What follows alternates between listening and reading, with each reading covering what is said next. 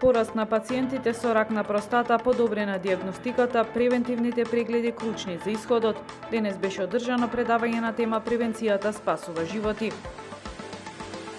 Започна снимањето на документарен филм во манастирот Острог посветен на малиот Леон, детето со аутизам кое проговори по молитвата во 2019-та.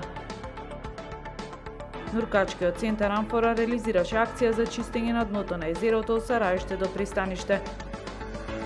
Младите едриличарки од акватика, јахтинг и снегар, лиценцирани тренери во класата Оптимист, а на Прентоскот веслачкиот клуб Цандрим високо котираше на светското првенство во веслање на ергометар.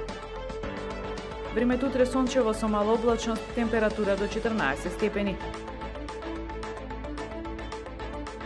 Следевте една минута вести на Охрид Њуз.